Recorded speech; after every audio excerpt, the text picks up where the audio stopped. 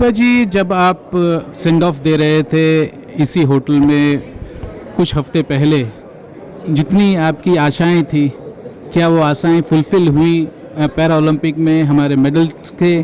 और कितना वो आपको प्रोत्साहित करती हैं आगे गेम्स के लिए और हमारे जो पैरा एथलीट्स हैं उनके लिए?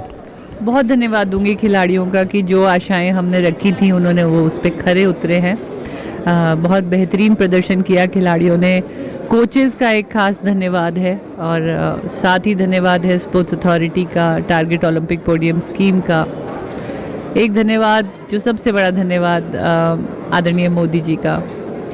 एक्सपेक्टेशन, मेडल की इंस्पिरेशन, मोटिवेशन, माहौल जो बना रखा, वो एक बहुत ही खुश माहौल था, क्योंकि जब भेजा गया वो इतने सम्मान के साथ भेजा गया।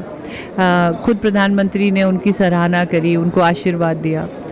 और हमारे जो खिलाड़ियों के बीच में एक नारा सा बन गया था, जब मेडल आता था तो वो कभी नहीं बोलते थे मेडल आया, जैसे ही मेडल जीतते थे कहते फ़ोन आया, फ़ोन आया।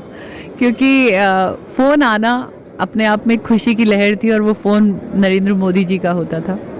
परफॉर्मेंस की मैं बात करूं तो बहुत बेहतरीन प्रदर्शन रहा। हर खिलाड़ी ने अपना सीज़न बेस्ट, पर्सनल बेस्ट और रिकॉर्ड्स बनाते हुए अपने मेडल लिए हैं।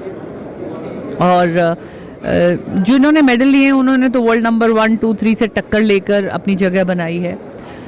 कुछ 6 खिलाड़ी हैं जो चौथे स्थान पे रह गए, लेकिन वो कभी भी मेडल में तब्दील हो सकते हैं, क्योंकि चौथा जो आया है वो उनका अपना पर्सनल बेस्ट है, क्योंकि स्तर इतना ऊंचा उठता जा रहा है, कंपटीशन इतना उठता जा रहा है। तो ओवरऑल मैं इनके प्रदर्शन से बहुत बहुत ही ज़्यादा संतुष्ट हूँ, खुश हूँ कि टोक्यो 2020 ने एक बहुत मानसिकता को बदला है। खाली मेडल ही नहीं जीते हैं, बहुत प्यार पाया है देश का, मीडिया ने बेहद प्यार दिया है।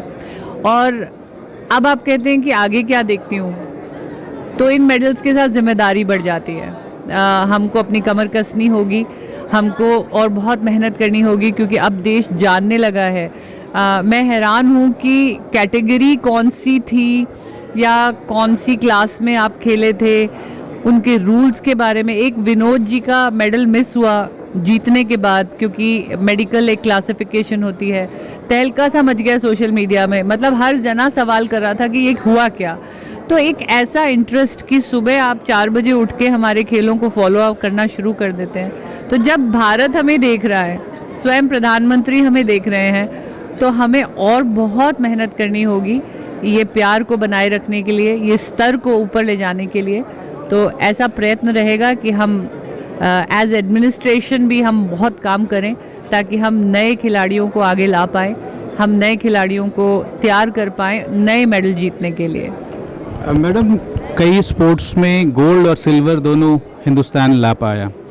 जितने ब्रॉन्ज और जितने सिल्वर आए हैं वो गोल्ड के बहुत करीब, और या कहें almost as good as gold, and the margin was too little, which means that there is lot of potential and to bring lot more. And as you said, number 4 के हमारे कितने एथलीट थे, which means that we are just on the knocking at the door. Absolutely. आप बिल्कुल सही कह रहे हैं सर। जैसे अब आप देखेंगे देवेंद्र झझरिया जी पिछले 2 पैरालंपिक में गोल्ड लेकर आए और वर्ल्ड रिकॉर्ड कायम कर रखा था। इस बार भी उनका आया सिल्वर है, लेकिन उन्होंने अपने पुराने वर्ल्ड रिकॉर्ड को तोड़ के वो मेडल जीता है। लेकिन एक और व्यक्ति ने उनसे थोड़ा सा ज़्यादा। तो आप देखिए कितना स्तर बढ़ रहा है कि जो 12-14 साल से वर्ल्ड रिकॉर्ड होल्ड करके अपने ही वर्ल्ड रिकॉर्ड को तोड़ के मेडल ले रहे थे, लेकिन उनसे भी कोई थोड़ा सा आगे निकला। सो कंपटीशन का स्तर इतना खूबसूरती से बढ़ रहा है और उतनी ही मेहनत हमारे खिलाड़ियों की बढ़ रही है। और आपने सही कहा, पोटेंशियल बहुत है और बहुत खिलाड़ी तैयार हैं, पाइपलाइन में हैं। अब हम जूनियर्स में भी बहुत फोकस कर रहे हैं। जूनियर एशियन पैरा गेम्स आ रहा है फरवरी 2022 में बहरीन में, उसके लिए अब हम तैयारी में जुट गए हैं। आज से ही काम शुरू है। अब इसके बाद हमारी मीटिंग है, क्योंकि जो जूनियर अंडर 20 के बच्चे हैं उनकी हमें एंट्रीज भेजनी है। तो लोगों ने कहा अब क्या आप 8-10 दिन का ब्रेक लेंगी, लेकिन हमारा अभी ब्रेक नहीं है। अभी हमको बिल्कुल फुल स्पीड पे आगे जाना है और सभी खेलों को बढ़ावा देना है। और जितना भी प्रशंसा भारतीयों ने दी है, जितनी प्रशंसा प्रशासन ने दी है, आज भी आदरणीय मंत्री जी विजेंद्र कुमार जी, चाहे social justice and empowerment ministry से कहें, खेल मंत्री से कहें, रिजिजू जी भी अभी तक हमारे साथ जुड़े हैं, अनुराग ठाकुर जी, प्रामाणिक जी, आदरणीय मोदी जी, इतना प्रशासन का सहयोग जब आगे आ रहा है तो मैं बहुत भाग्यशाली हूँ कि मैं एक ऐसे समय पे अध्यक्षा हूँ जब पूरा सहयोग मिलेगा और मैं अपना योगदान इन खेलों को और दे पाऊँगी। आपने आज मंत्री जी से सार्वजनिक आपने एक डिमांड किया, बहुत छोटा डिमांड है लेकिन उसकी इम्पैक्ट बहुत होगी, क्योंकि आपने कहा कि एक्सेसिबिलिटी चाहिए हमें स्टेडियम्स के लिए, एक्सेसिबिलिटी चाहिए हमें लोकेशंस के लिए। ये बहुत छोटा डिमांड है। ये कई साल पहले सार्वजनिक सोशल जस्टिस मिनिस्ट्री ने ये गाइडलाइंस निकाला था कि all the places of public should be made accessible to all the दिव्यांगजन, और आपने आज वही बात एक बार फिर से रखी। बहुत छोटी बात है लेकिन इसका इम्पैक्ट बहुत बड़ा है, और आप एक एथलीट होने के नाते, एक पैरा एथलीट होने के नाते आपने बिल्कुल you hit the nail at the where it needs to be. देखिए, पॉलिसीज़ तो बहुत पहले से हैं, 1995 से ही रूल्स एंड रेगुलेशन बिल्कुल कर दिए हैं, लेकिन एग्जीक्यूशन में कितना आ रहे हैं? क्या बिल्डर्स, आर्किटेक्ट्स इस पे ध्यान दे रहे हैं? क्या छोटे छोटे जो शॉपकीपर्स हैं या जो बाज़ार हैं उसमें वो अपनी दुकान में रैम्प बना रहे हैं? मात्र केवल सरकार का इंतज़ार करें? सरकार ने तो अपनी मंशा दे दी है। आदरणीय प्रधानमंत्री ने एक्सेसिबल इंडिया कैंपेन शुरू किया है, वो हर मंच से कह रहे हैं कि भारत को सुगम्य बनाइए, लेकिन कुछ काम तो हम देशवासियों को भी करना होगा ना। और स्पोर्ट्स के स्टेडियम्स और स्पोर्ट्स के लोकेशन के लिए तो कुछ ज़्यादा ही ध्यान देना चाहिए। बिल्कुल, और इसमें मुहिम कल ही मेरी अनुराग ठाकुर जी से बात हुई है, और जैसा कि आज वीरेंद्र सिंह सर ने भी खुद भी कहा कि ग्वालियर में एक बहुत बड़ा एक एक्सीलेंस का दिव्यांग लोगों के लिए स्पोर्ट्स सेंटर बन रहा है, उसकी नींव रख दी गई है। जब ये खेल बढ़ेंगे तो इसके ऊपर विचार भी बढ़ेगा, जो बढ़ रहा है। और सेक्रेटरी स्पोर्ट्स रवि मित्तल जी ने भी कहा कि हम बहुत जल्दी सभी जितने भी स्पोर्ट्स के बड़े बड़े सेंटर हैं उनके अंदर हम सुगम्यता का पूरा काम पूरे जोर शोर से शुरू कर रहे हैं।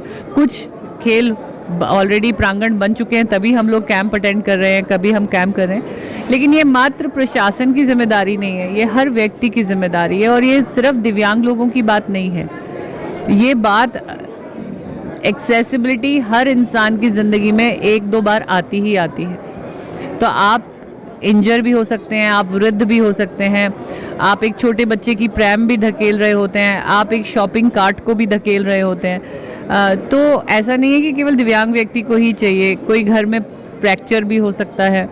तो हमको ये जो समाज है इसके सबके लिए इसमें अवसर हमें देने हैं, सबको हमें साथ लेके चलना है। मोदी जी भी यही कहते हैं कि सबका साथ सबका विकास। तो ये तभी पॉसिबल होगा जब हम we don't leave anyone behind, and accessibility should not be the reason to leave anybody behind. It is a basic requirement, it has to be provided. Do you think ये बहुत अटपटा सा नहीं लगता है कि पहली बार हमारे पैरा एथलीट्स को सेंड ऑफ भी दिया गया, आए तो रिजल्ट्स आए तो एक प्रॉपर सार्वजनिक फंक्शन में हुआ? क्या ये शुरुआत पहले नहीं होनी चाहिए? और जो अमाउंट दिया जा रहा है, यदि हम नॉर्मल एथलीट से मांगें या मेडल विनर का देखें तो there is a stark difference. You will be very happy to learn that ऐसा अब कुछ नहीं है। 2016 में मैंने मेडल जीता था, 2016 से ही आदरणीय प्रधानमंत्री जी ने हमारा स्वागत किया था, राष्ट्रपति जी ने हमें हमारे मेडल की सराहना के लिए अपने घर बुलाया था, और सेंट्रल गवर्नमेंट ही नहीं बल्कि कई राज्य सरकारों ने भी हमें अवार्ड दिया और बराबर का दिया। तो पॉलिसी के हिसाब से जहाँ भी पॉलिसी बन रही है बराबर की बन रही है, और ऐसी ही मोदी जी की मंशा भी रही है। चाहे आप सेंट्रल गवर्नमेंट की कोई भी पॉलिसी देख लीजिए, और अब तो ट्रेनिंग की भी पॉलिसी देख लीजिए, फंडिंग में कोई पैरिटी नहीं है, और मतलब ऐसा कुछ नहीं है कि persons without disability and person with disability में एटलीस्ट जॉब अपॉर्चुनिटी, या मैं कहूँ कि कैश अवार्ड पॉलिसी, या मैं कहूँ राष्ट्र पुरस्कार पॉलिसी में कोई भेदभाव नहीं है।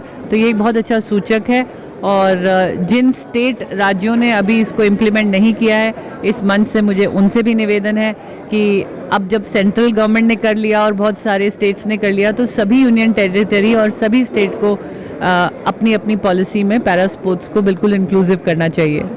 आपके प्रेसिडेंटशिप में जिस तरीके से एक मेडल की झड़ी लगी, आप खुद एक छोटी छोटी डेवलपमेंट और छोटी छोटी रिक्वायरमेंट को भी आप ध्यान रखती हैं, कितना आपको आज खुशी है कि जो एथलीट्स कर पाई, जो एथलीट्स रीच कर पाए जो गोल, क्योंकि हम सिर्फ मेडल देखते हैं लेकिन जो पूल होता है वो इम्पॉर्टेंट होता है, जो बैकग्राउंड होता है वो इम्पॉर्टेंट होता है। जैसे आपने कहा कि अभी जूनियर पैरा एथलीट्स की अभी कंपटीशन है, आप उसके लिए भी तैयार हैं, कितना सेटिस्फाइड हैं और क्या आपके गोल्स हैं, क्या एक्सपेक्टेशंस हैं? Because you are athlete yourself and you don't want to see anything less than gold.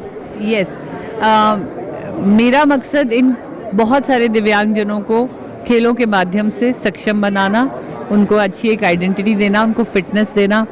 Her cheese medal के लिए नहीं की जाती है। स्पोर्ट्स आपको फिटनेस देता है, स्पोर्ट्स आपको सोशल इंटीग्रेशन देता है, स्पोर्ट्स आपको सेल्फ कॉन्फिडेंस देता है। आप जिस समाज में रह के खेलते हैं, जिस भी एरिया में, कॉलोनी में आप जहाँ भी रुके हैं, जहाँ भी रहते हैं, वहाँ पे एक दिव्यांग व्यक्ति बाहर आके खेलता है तो अपने आप उस समाज का, उस दायरे का जो सोचने का तरीका है वो बदल जाता है। तो खेलों का मकसद केवल मेडल लेना नहीं है, लेकिन हाँ, हम एक एपेक्स बॉडी हैं दिव्यांग खेलों की, हमारी जिम्मेदारी है देश के लिए मेडल जीतना। तो मेडल भी तो तभी बढ़ेंगे जब खेलने वाले लोग बढ़ेंगे। तो इन खेलों को बढ़ाना है तो हमें खेलने वाले खिलाड़ियों को ज़्यादा जोड़ना पड़ेगा, उनको शिक्षित करना पड़ेगा, उन्हें कोचिंग देनी पड़ेगी। तो कोचेस ज़्यादा से ज़्यादा जोड़ने पड़ेंगे, क्लासीफायर जोड़ने पड़ेंगे, स्पोर्ट्स साइंस जोड़नी पड़ेगी। काम बहुत है, उम्मीदें भी बहुत हो गई हैं, तो मेहनत जारी रहेगी, ऐसा कोशिश भी रहेगी, ऐसा मेरा योगदान भी रहेगा। तो अब हम एक्सपेक्ट करें कि अगले ओलंपिक या अगले मल्टी डिसिप्लिन गेम्स में इस बार हम 9 डिसिप्लिन में हम लोगों ने पार्टिसिपेट किया, वो भी एक दायरा बढ़ाया जाए। कल भी सेक्रेटरी जनरल साहब ने मोदी जी से बात करी थी, हमारे गुरशरण जी ने, कि व्हील चेयर पैरा रेसिंग जो होती है उसके अंदर 28 मेडल इवेंट होते हैं और हमारे एक भी खिलाड़ी अभी उसमें नहीं खेलता क्योंकि इक्विपमेंट महंगा होता है। उसका व्हील चेयर रेसिंग चेयर्स का स्टोरेज, उसका प्रैक्टिस का 2-3 चेयर्स लगती हैं, एक चेयर 10-10 लाख की आती है। तो अभी स्कोप बहुत है। तो नए खेलों को विंटर पैरालंपिक्स में हम जुड़ना चाहते हैं। अभी विंटर पैरालंपिक्स में हमारी भागीदारी नहीं हो रही है। तो ऐसा विचार है, क्योंकि जितने ज़्यादा श्रेणी में हम खेलेंगे, अभी हम 9 में गए 22 में से, अब 15 में जाएंगे, 20 में जाएंगे, तो मेडल भी उतने ही ज़्यादा आएंगे। तो ये तो करना ही है, धीरे धीरे आगे बढ़ना ही है। थैंक यू मैम, एक बार फिर से आपको बहुत बहुत शुभकामनाएं। जिस तरीके से आपने लीडरशिप दिखाई और पूरे पैरा एथलीट्स को एक साथ लेके आए, और भारत आज बहुत खुश है आपके लीडरशिप में, गुरशरण जी के लीडरशिप में। Para athletes are just changing the landscape of whole of the country and bringing us what you said कि नंबर 2 पे अब हमारे मेडल्स होंगे, लेकिन हमारे नंबर 1 पे हमारी रैंकिंग होनी चाहिए।